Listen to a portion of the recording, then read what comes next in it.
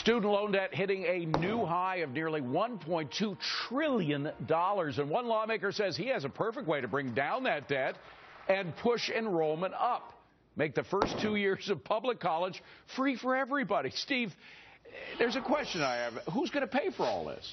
We, the people, pay for it, not just in higher taxes and more money, David, but also in wrecking higher education in America, which, for all of its flaws, is still the best system in the world.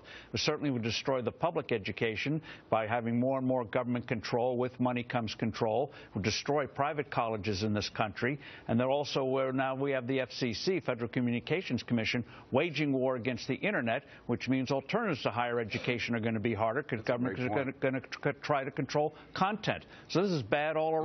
Well, Rick, this new plan is suggested by Senator Bernie Sanders. He, of course, is a self-avowed socialist. But the president's plan, which was for community college, has the support of a lot of Americans. I think over 50%, 56% of Americans favor the president's plan.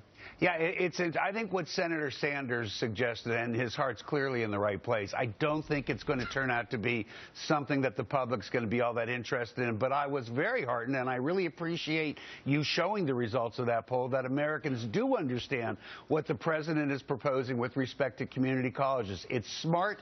We need an educated public if we're going to move our economy ahead. Well, John, I don't know if it's so smart when you think of all the other things that have been free, according to the president, turned out to cost a lot of money. I think it sounds very, very cruel. You know, it's not politically correct to say, but there's nothing you're going to learn in the college classroom that has any real relevance to the working world. But the bigger thing here is that if you look throughout history, the appeal of a college to employers was that it took major sacrifice to achieve. Not everyone could get a degree. Many failed out. Many people worked their way through school. That was the appeal. So if you make it free, you rob the degree of the very thing that interested employers in the first place. Well, the appeal and the lure, Carrie, is that word free. And again, whenever we hear the government coming out with all these free things, they forget.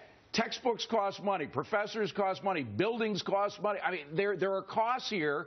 Who pays for those costs? Well, we all do. And so it's not free. No, it's the wrong word. It's a misnomer. It's misleading the public, but that wouldn't be the first time this president has done this, or Senator Sanders. But I got a newsflash for the senator. I'm part of the millennial generation. My generation has more people with college degrees, but look at us compared to the previous generation. We have higher unemployment, more people stuck at home, living at home, more people in poverty. So the value of a degree in the marketplace is less valuable than it was in 1980. So it's this inflated bubble, and we've really got to do something about it. And making it free doesn't make it any more valuable. It's credentialing. It's not actual learning. Well, Sabrina, isn't it a little discouraging that people still buy into that free stuff?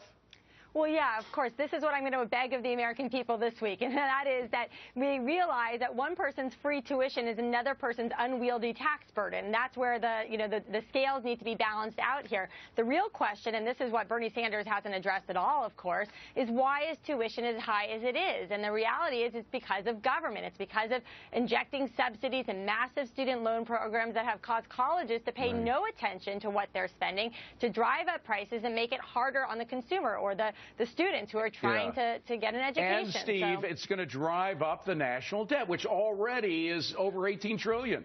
Well, now driving up national debt and a sluggish economy, lethal combination.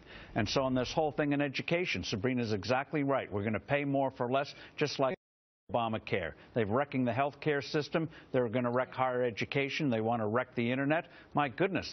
There's going to be nothing left to wreck. All right, coming up, nothing left to wreck.